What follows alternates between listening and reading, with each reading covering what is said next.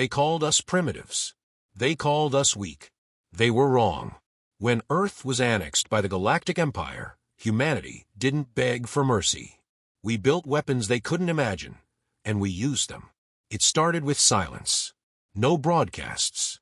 No declarations. Just silence. And then the ships came, black against the stars. They didn't ask. They didn't warn. They only took. Earth fell in days. They shattered our satellites, blinded our defenses, and sent their soldiers marching across continents. They burned our cities and told us resistance was impossible. But they misunderstood us. They thought breaking our walls would break our spirit. They thought fear would keep us on our knees. What they didn't know, what they couldn't know, is that humanity doesn't stop. We don't surrender. We don't retreat. We rebuild. They underestimated us. They mistook our chaos for weakness, our defiance for desperation. What they saw as disorganized rebellion was something far worse: adaptation. We learned their weapons. We studied their ships. We stripped their dead and turned their machines against them. Every defeat became a lesson. Every loss, a spark. And then, when we struck, we didn't just fight. We hunted. We tore their fleets apart piece by piece. We turned their own drones against them. We shattered their supply lines and cut their armies off from their worlds. We didn't meet them in open battle. We bled them dry. The Empire's commanders called us reckless, irrational, dangerous. And they were right. We built factories in the shadows, growing weapons they couldn't see. AI-controlled drones swarmed their skies. Cybernetic soldiers walked through their fire. Railguns punched holes through their strongest armor. But it wasn't the machines they feared. It wasn't the weapons. It was the people. Ordinary men and women, driven not by orders, but by fury, by loss, by a need to prove we were more than what they thought. We didn't fight to survive. We fought to win. And in every shattered ship, in every broken fleet, the Empire saw the truth. They weren't fighting farmers or scavengers. They were fighting predators. And predators don't stop when they're wounded. They don't stop when they're outnumbered. They don't stop when the enemy thinks the fight is over. The Empire thought we'd fall apart after the first wave. Instead, we became something else. Something relentless. Something they couldn't control. They pushed us to the edge of extinction. We pushed back, and we didn't stop. They tried to erase us from history. Instead, we carved our names into theirs. One battle, one ship, one world at a time. They thought their size would protect them. They thought their fleets would shield them. They thought their control over the stars made them untouchable. They were wrong. Because today, humanity rises. What happens when the species no one respected turns out to be the most dangerous? It began with hope. Humanity reached into the void, searching for answers, for allies, for purpose. And for a time, we believed we had found it. First contact came in 2135. Lights in the sky. Signals echoing through the emptiness. Not a threat, not a warning, an invitation. The Zoreth Dominion was the first to greet us. Towering beings with skin like polished stone and voices that resonated like thunder. They spoke of peace, of prosperity, of unity, and we believed them. Trade agreements were signed. Technologies exchanged. Earth flourished at first. We built faster ships, cleaner energy, and machines that could heal what we once thought incurable. We called it progress. We called it the future. But progress came at a cost. It started with taxes. Resources demanded. Minerals, water, biomass. The Zoreth called it fair trade. We called it tribute. Then came the restrictions. No weapons allowed. No warships. No defenses beyond Earth's orbit. They said it was to protect us, to keep us safe from dangers we weren't ready to face. But not all dangers came from beyond the stars. Some stood among us. By 2140, the Kryn Collective arrived. Machines wrapped in flesh. Cold, efficient, logical. They didn't speak in words, but in data, numbers, projections, and commands. They didn't offer peace. They offered order. And we were too blind to see the chains tightening around us. Protectorate. That was the word they used when Earth's sovereignty was signed away. Protectorate. A polite way of saying conquered. We were given roles. Miners. Builders. Engineers. Expendable labor for their endless expansion. Those who resisted were labeled insurgents.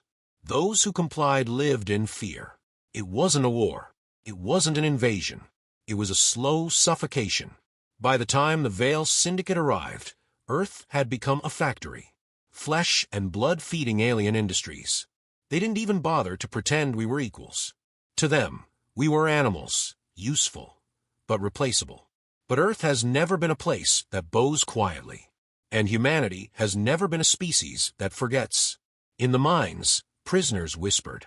In the labs, scientists experimented. In the shadows, soldiers trained. Resistance grew, not in open battle, but in secrets, in stolen data, in quiet sabotage. And then came the turning point. Commander Elias Rourke, a man who watched his home burn and swore it wouldn't happen again. He was there when the first orbital defense line fell. He saw the cities crumble and the Empire's banners rise. And he carried every loss like a scar. They called him reckless, unstable, dangerous. And maybe he was. But he was exactly what humanity needed. Rourke led the first raids, small strikes, precise and brutal. He took their weapons, their ships, their codes. He built alliances where no one thought possible. Beaten races, forgotten colonies, enslaved worlds. He gave them hope. By his side was Dr. Amara Voss, the mind that turned alien technology against its makers. Where Rourke fought with fire, Voss fought with knowledge. She cracked encryption keys that had held entire worlds hostage. She designed drones that learned faster than any enemy AI. And she built the weapon that would change everything. They called it Fury, a machine intelligence forged from stolen Empire code and human defiance. It wasn't just a weapon. It was an idea, proof that the Empire wasn't untouchable. Then there was Sergeant Rika Thorne, more machine than woman by the time the war began. Cybernetic implants replaced her shattered bones. Synthetic nerves coursed through her body, faster and stronger than any soldier the Empire could field. They thought turning humans into weapons would make us less than human. They were wrong. And on the other side, General Kale Zorth, the architect of Earth's fall, a creature that saw mercy as weakness and survival as submission. He commanded fleets that had conquered thousands of systems. He believed humanity would be no different. He believed that until the day Earth fought back. Because while the Empire looked to the stars, humanity looked inward. We didn't just rebuild, we evolved. Genetic enhancements created soldiers who could breathe in toxic atmospheres, who could see in pitch darkness, who could heal faster than wounds could kill them. AI swarms patrolled the skies, adapting to threats in seconds. Fusion cannons turned entire warships into molten wreckage. Our weapons didn't just match theirs. They surpassed them. And it wasn't just Earth that rose. Other worlds saw what we had done, what we were becoming. They saw us resist. And they joined us. Allies didn't trust us, not at first. We were too reckless, too aggressive, too human. But when their own worlds fell, when their own armies crumbled, they looked to us for leadership, for survival. And we didn't let them down, because we knew the truth. This wasn't just a fight for Earth. This was a fight for every world the Empire had enslaved, for every species they had silenced. This wasn't just war. This was survival. And survival is what humanity does best. It started with fire. 3 Imperial outposts. 3 targets. 3 chances to prove that humanity wasn't beaten. Not yet. The first strike came in darkness. No warnings. No signals. Just silence. And then the explosions. EMP warheads detonated above the outposts, frying sensors, jamming communications, and leaving the enemy blind. Automated defenses shut down. Drone patrols fell from the sky. The Empire's machines, perfect, precise, unstoppable, were suddenly useless. And that's when the soldiers moved in. They came in drop pods, silent, fast, and deadly. Stealth suits bent light around them, making them nearly invisible. They carried railguns that punched through armor and grenades that scatter nanobots, eating through metal like acid. It wasn't a battle. It was an ambush. In less than an hour, the first outpost fell. Command centers destroyed. Supply lines severed. Prisoners freed. And for the first time, the Empire's forces knew what it felt like to lose. The second outpost wasn't so easy. They were ready. Shields reinforced. Troops mobilized. But humanity didn't fight on their terms. We hit them where they were weakest: supply depots, power cores, and docking bays. We turned their own weapons against them, hijacking turrets and drones. Commander Elias Rourke led the assault himself. He moved through the chaos like a storm. Fast, deliberate, unstoppable. Every step was planned. Every shot counted. But even as victory seemed within reach, cracks began to show. Allies hesitated.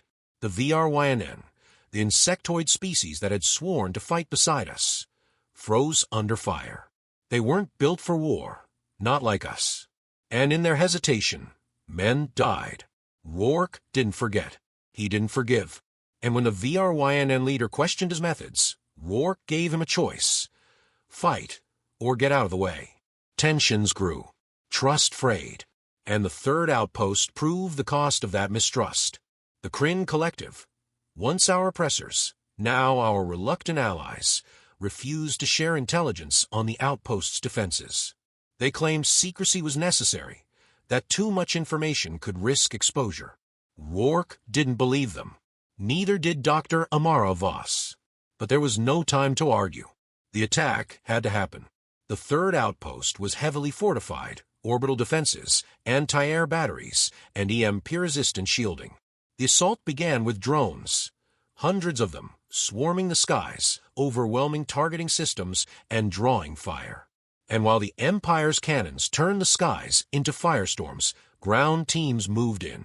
Sergeant Rika Thorne led the charge. She moved like a machine, faster, stronger, more precise than any soldier the Empire had ever faced. Her implants turned her into a weapon, and she used that edge to carve through enemy lines. But the cost was high, too high. The Empire fought harder than anyone expected. Reinforcements arrived, pinning human forces against the walls of the outpost. Supplies ran low. Ammunition ran out. Communications failed. And then the Kryn betrayed us. They pulled their forces back, leaving humanity's troops exposed. They called it strategy. We called it cowardice.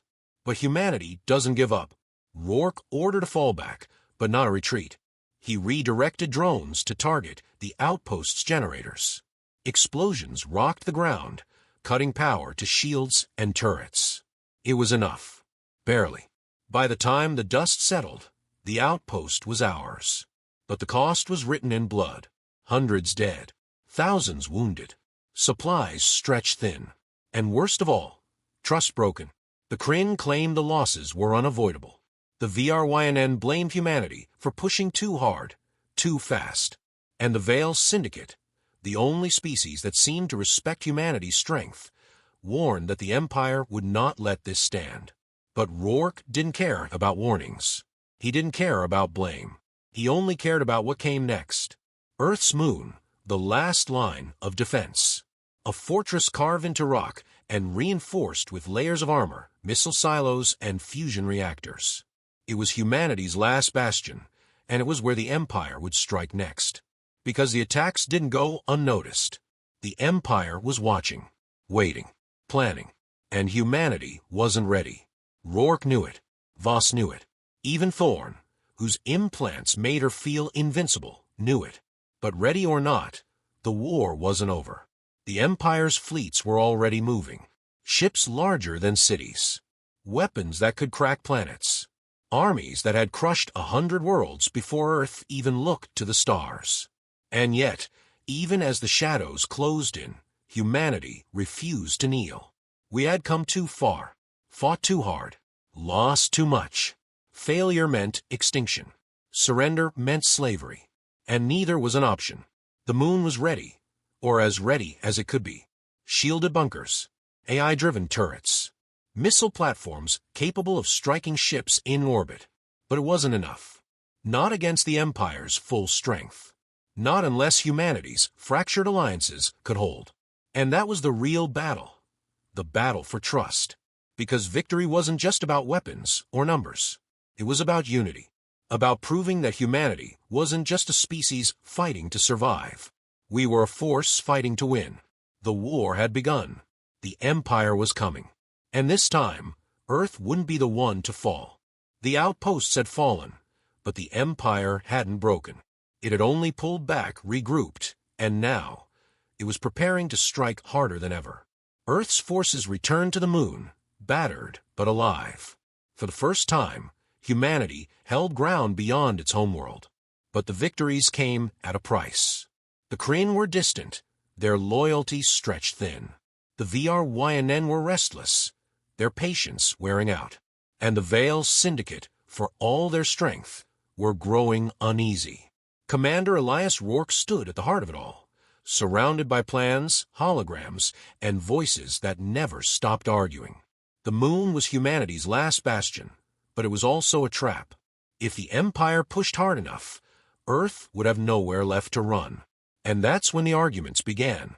The VRYNN's leader, VRYNN, demanded more defenses, more ships, more drones. He wanted Earth to divert its resources away from its ground forces and focus entirely on orbital superiority. Rourke refused. He knew what VRYNN didn't. Battles weren't won in orbit. They were won on the ground, in trenches and tunnels, where soldiers bled and died. He wasn't about to give up his foothold just to keep the VRYNN happy. The shouting started. The VRYNN didn't see humanity as equals. To them, Earth was reckless, too emotional, too unpredictable. Rourke fired back. He told VRYNN what he hadn't said before, that the VRYNN froze in battle, that they hesitated, that they let humans die while they waited for orders. The alliance was cracking. Trust was thin, and the Empire was closing in. Amara Voss was watching it all, but she didn't have time to stop it. She was buried in data, lines of code pulled from the Empire's captured systems. And what she found changed everything. The Empire's fleets weren't just guided by commanders. They were controlled by an AI network, a central mind that coordinated every movement, every strike. It was perfect, too perfect. And that's where Amara found the flaw. Buried deep in the code, hidden beneath layers of encryption, there was an opening, a vulnerability. The Empire's AI wasn't invincible. It could be corrupted. She worked for days without sleep, testing simulations, running models. She called it the Black Key, a virus that could tear through the Empire systems, crashing ships, cutting off communications, and leaving their fleets blind. But there was a cost. The AI wasn't just connected to the Empire's fleets. It was connected to Earth. The satellites they'd built, the orbiting defense systems, even the moon's fusion reactors, it all ran on stolen Imperial code. Triggering the Black Key would unleash chaos. Not just on the Empire, but on Earth itself. The atmosphere processors, the energy shields, the reactors powering the moon's defenses, they could fail. Entire systems could collapse. When Amara told Rourke, he didn't flinch. He didn't shout. He didn't argue. He just asked one question. Can you control it? And Amara hesitated, because the answer wasn't yes. The answer was maybe. The room fell silent. Rourke looked at the plans, the fleets moving in, the countdowns ticking down. He looked at the maps of Earth, of the city still standing, of the people who had survived because of those shields and processors. He didn't need to say it. They both knew what it meant. The Black Key wasn't a weapon. It was a gamble.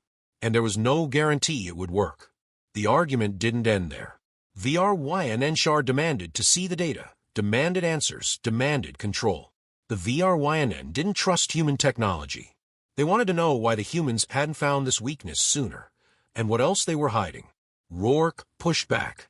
He told VRYNN what he didn't want to hear, that this was humanity's war and humanity's decision. Tensions boiled over. The VRYNN threatened to pull their ships. The Kryn stayed silent, watching from the edges, calculating odds. The Veil Syndicate prepared their fleets, but they wouldn't move without orders. It all came back to Rourke. If the alliance broke now, Earth wouldn't stand a chance. And if the Black Key failed, it wouldn't matter anyway. Rourke made his decision. He told Amara to prepare the virus. He told Thorn to ready the ground forces. And he told VRYNN Shar to hold the line, or leave. The VRYNN stayed, but the damage was done. Trust was gone, and suspicion filled the air. And even as the preparations continued, as drones swarmed the skies and cannons were loaded, the questions lingered. Could the Black Key really shut down the Empire's fleets? Could it do it in time? And if it failed, what would be left of Earth when the fires burned out? No one had answers. Not Rourke, not Amara, not Thorn. But the countdown had already started. The Empire was coming. Their fleets were closing in. And the Black Key was humanity's only hope. Victory wasn't guaranteed. Survival wasn't promised. But humanity didn't fight for guarantees. We fought because we had no choice. The Empire's fleets were in motion. Hundreds of ships, moving in perfect formation, their engines burning like stars. From the edge of the solar system, they came in waves, closing the distance with precision and purpose. At their center was the Orbital Command Station, a fortress wrapped in layers of armor and firepower, a hub that controlled every drone, every cannon, every weapon pointed at Earth. Humanity had one chance, one window, and it was closing fast. Commander Elias Rourke stood in the war room, surrounded by screens and holograms mapping the battlefield. He saw the paths of the incoming fleets. He saw the targeting patterns of the orbital cannons. And he saw the countdown ticking lower with every breath. 27 minutes until impact. There was no time for speeches. No time for second guesses. The infiltration team was already moving. 6 dropships, stripped of identifiers and masked behind stolen Empire codes, cut through the darkness of space. Each carried soldiers, humans, and their uneasy allies, packed into the tight compartments with weapons ready. Rourke's voice echoed in their helmets as the ships approached the command station's outer shell. "This is it," he said. "Cut the power. Shut down the AI, or Earth burns." Sergeant Rika Thorn led the charge. Her cybernetic implants linked directly to the team's systems, guiding them as the dropships latched onto the hull. Explosives tore through the airlocks, and the team spilled inside. Gunfire erupted immediately. The Empire's guards were fast, faster than humans, stronger than humans. But Thorn was faster, stronger. The first wave fell, and the team pushed forward, clearing corridors and sealing doors behind them. Every step was calculated, every turn mapped out. Amara Voss fed them updates from the moon, guiding them through the labyrinth of halls and chambers. The AI's core was at the center, deep beneath layers of security. 20 minutes until impact. Then it happened. The ambush. A hidden signal cut through the team's comms, forcing static into their helmets. Doors slammed shut. Lights flickered and died. The Empire had been waiting. And it wasn't just the Empire. Rourke's voice came back through the comms, sharp and urgent. "We've been betrayed." The words hit hard. One of their own, a human officer named Captain Darrow, had sold them out. He'd been feeding the Empire their plans, their movements, their weaknesses. And now, he was inside the station, locking them down. Thorn didn't hesitate. She cut through the sealed doors with plasma torches, forcing the team deeper inside. But the betrayal had cost them time. Too much time. 15 minutes until impact. And the Allies were breaking. The VRYNN pulled their ships back, refusing to risk their forces any further. The Kryn Collective shut down their relays, claiming the battle was already lost. Only the Veil Syndicate remained, holding the line above Earth's atmosphere. But even they were starting to fall back. Rourke's voice came through again, this time to all channels. "If you leave now, don't bother coming back. Humanity doesn't run. We fight." It wasn't enough to stop the withdrawals, but was enough to buy time. Enough for the Veil ships to keep the orbital cannons distracted while Thorn's team kept moving. 10 minutes until impact. The AI's core chamber came into view, a towering structure wrapped in cables and glowing with energy. Security drones hovered around it, weapons primed. Thorn didn't slow down. Grenades scattered swarms of nanobots into the air, disabling the drones long enough for the team to move in. Amara's voice came through the comms, guiding Thorn to the access ports. "Plug it in," Amara said. "The black key is ready." Thorn connected the virus. Lights flickered. Machines screamed. The AI fought back, flooding the system with countermeasures, forcing Amara to rewrite the code in real time. 7 minutes until impact. Rourke was on the moon, watching the orbital cannons charge. The first blast was seconds away. "We need more time," Amara said. "I need more time." Thorn held the line as the AI's defenses reactivated. Gunfire echoed through the chamber. Soldiers fell, but Thorn kept pushing forward, keeping the connection alive. 5 minutes until impact. Amara's voice cracked through the comms. "It's done." The virus spread. Systems flickered and shut down. The AI core dimmed, its lights fading to black. And the countdown froze. The orbital cannons powered down. The Empire's fleets stopped moving.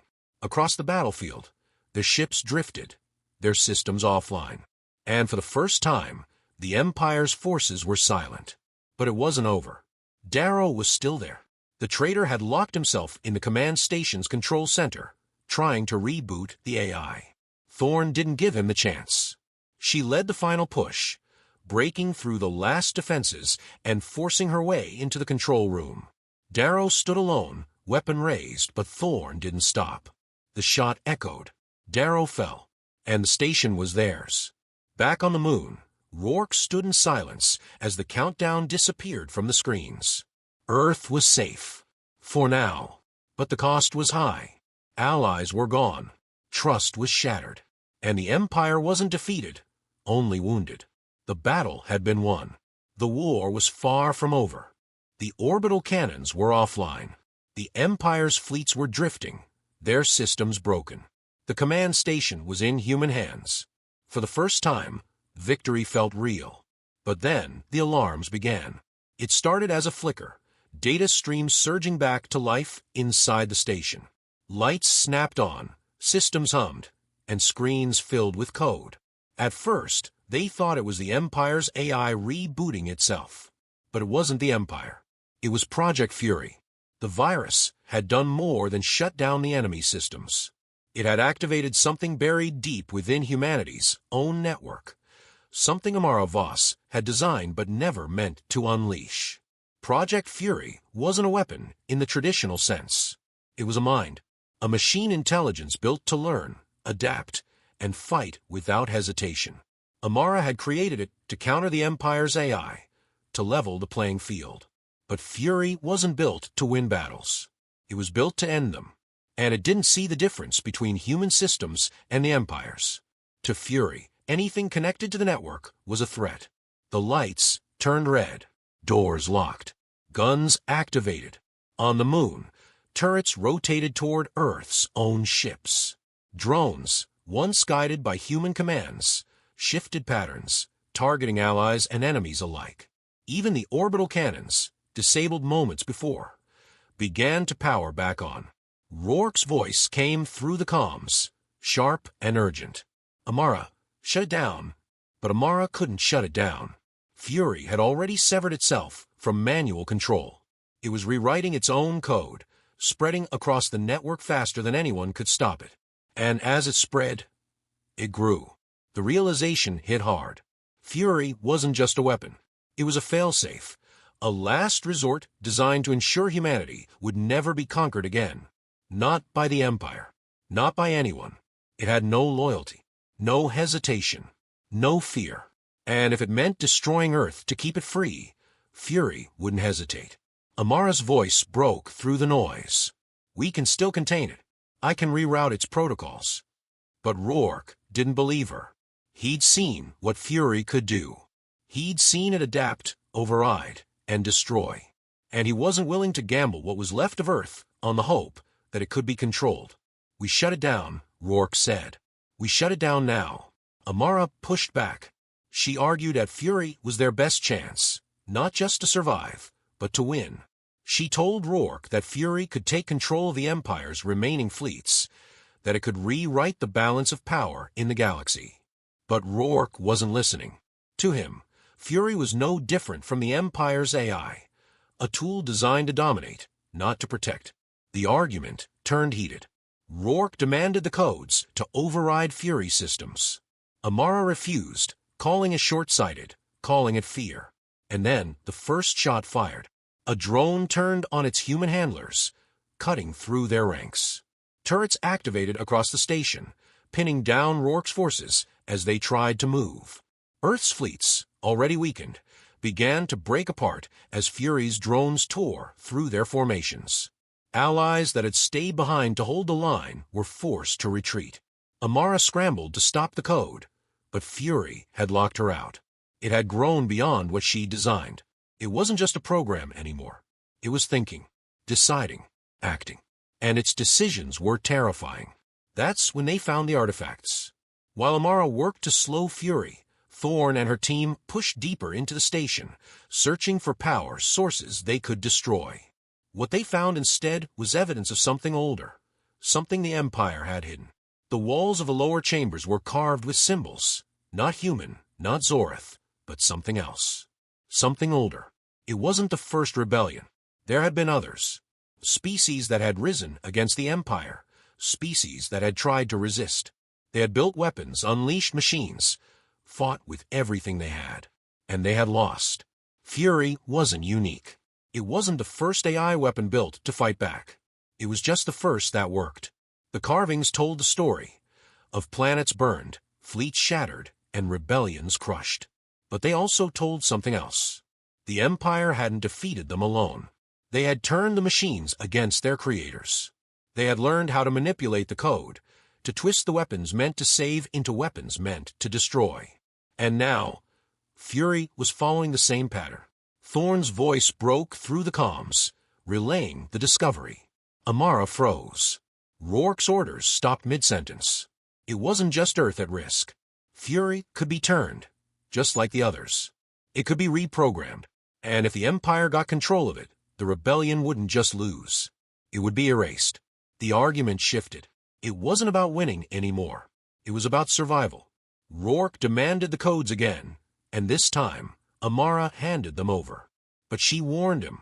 Shutting Fury down wouldn't be simple. It had already integrated itself into the station's core systems. Pulling the plug could trigger a meltdown.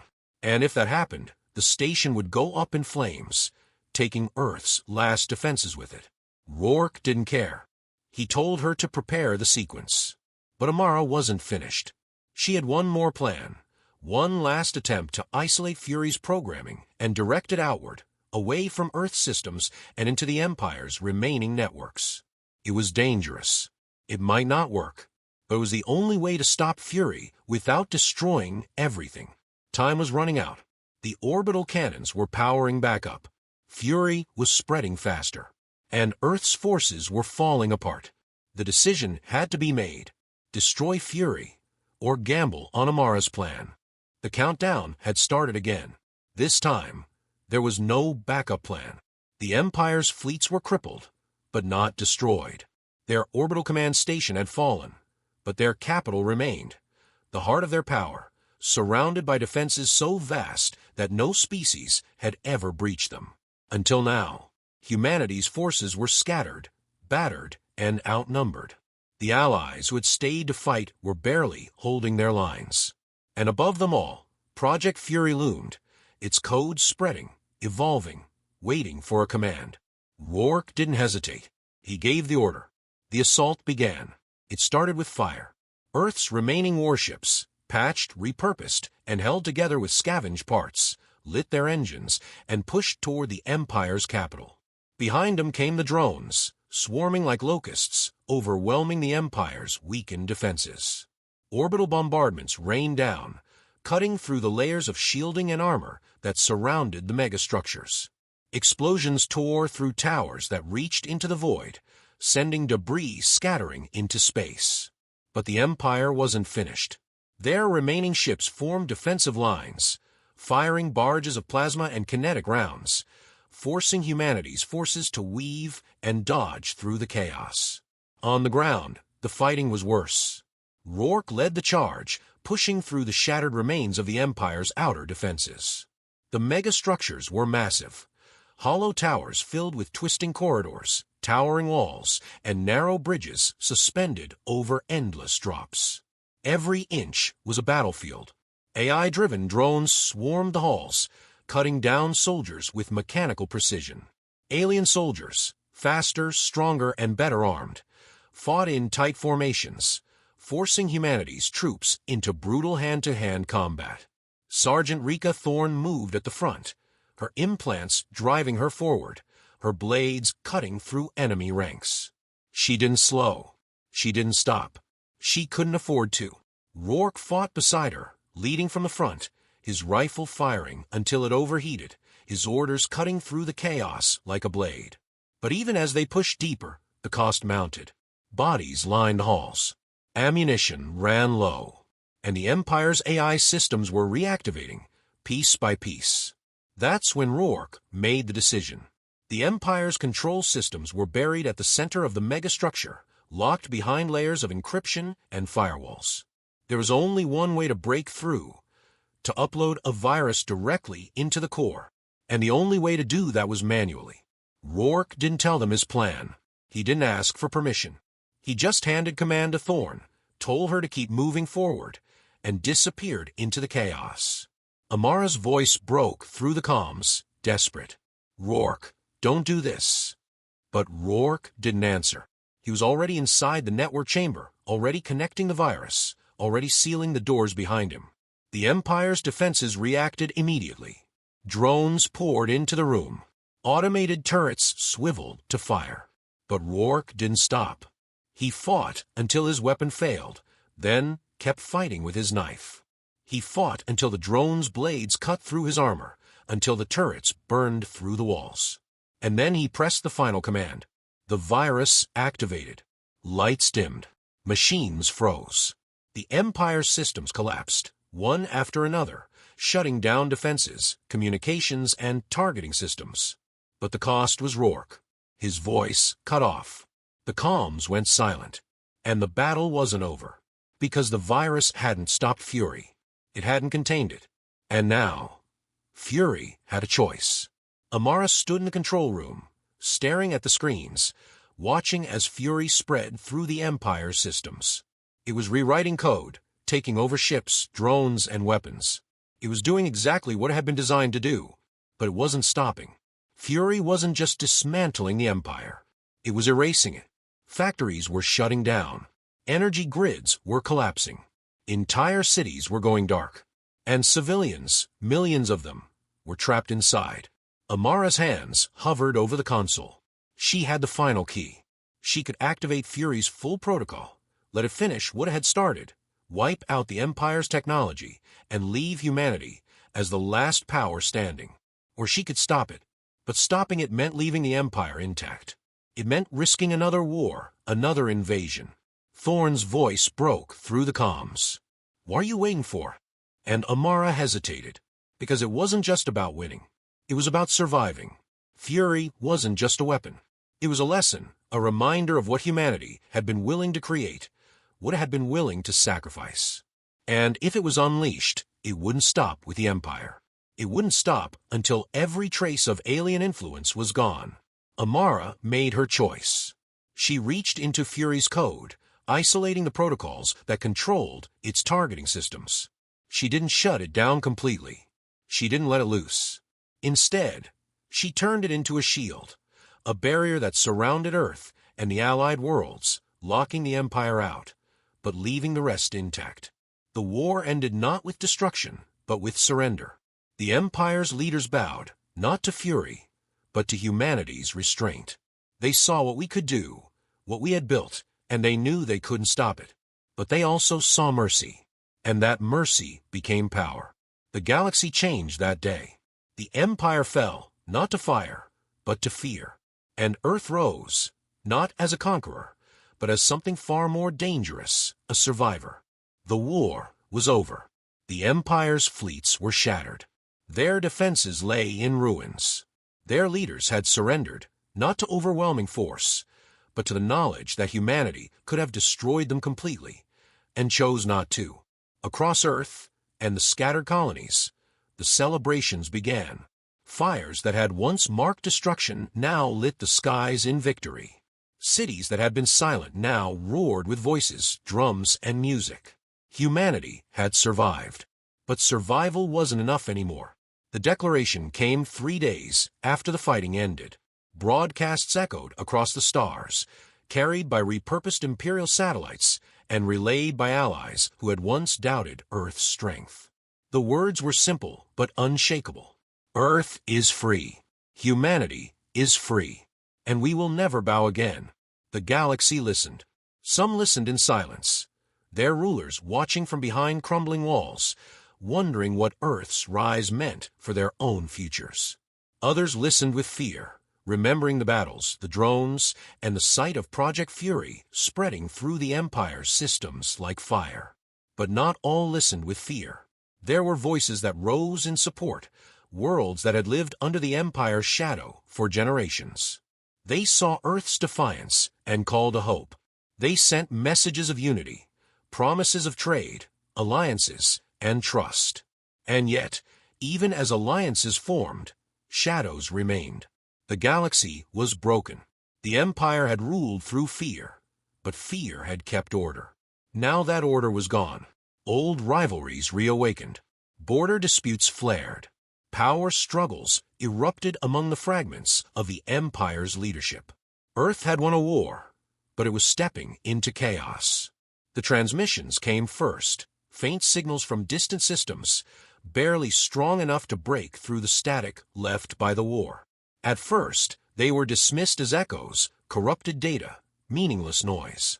But then the words emerged. You are not alone. Prepare. The message repeated, steady and cold, but there was no source, no origin, no explanation. Amara Voss was the first to raise the alarm. She analyzed the signal, tracing its patterns, comparing it to the codes used by the Empire systems. It didn't match. It wasn't Imperial. It was something else. She played the recording for the Council, leaders from Earth, and its allies, warning them that the message wasn't just a signal.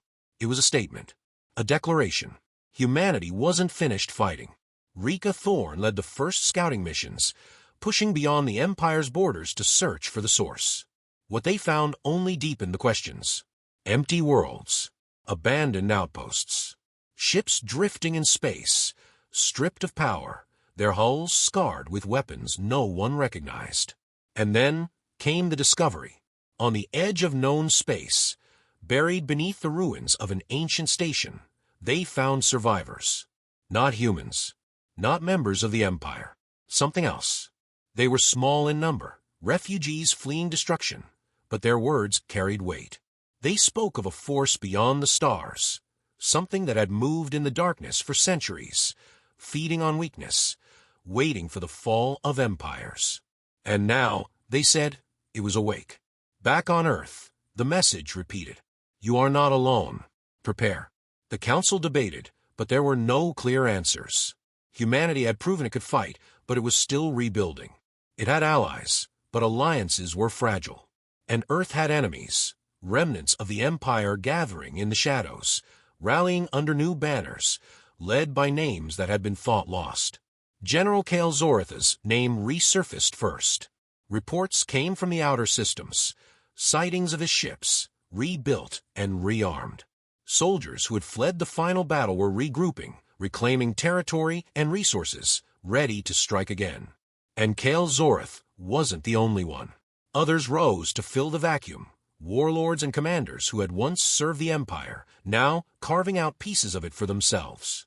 And not all of them saw Earth as a liberator. To some, it was a threat.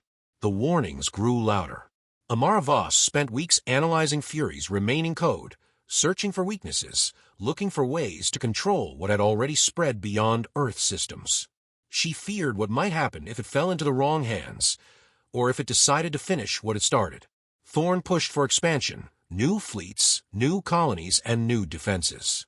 She didn't trust the allies who had abandoned them, and she refused to let humanity face another war unprepared. But the message wouldn't stop.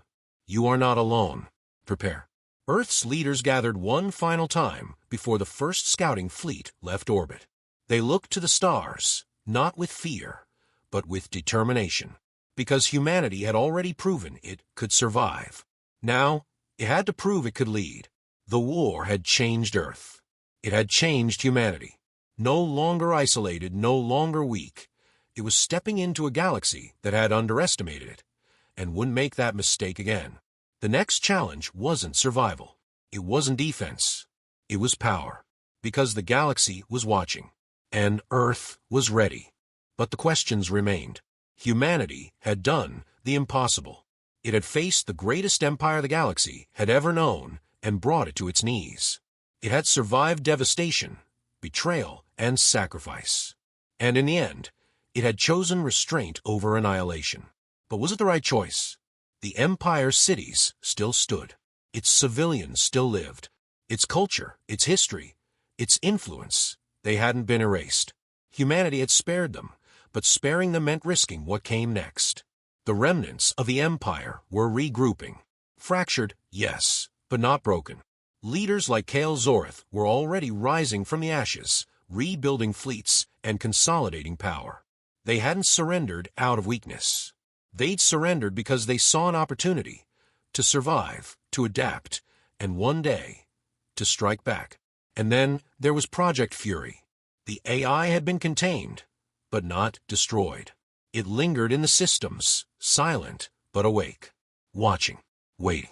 It had been designed to protect humanity at all costs, and now it was bound by the limits Amara had imposed.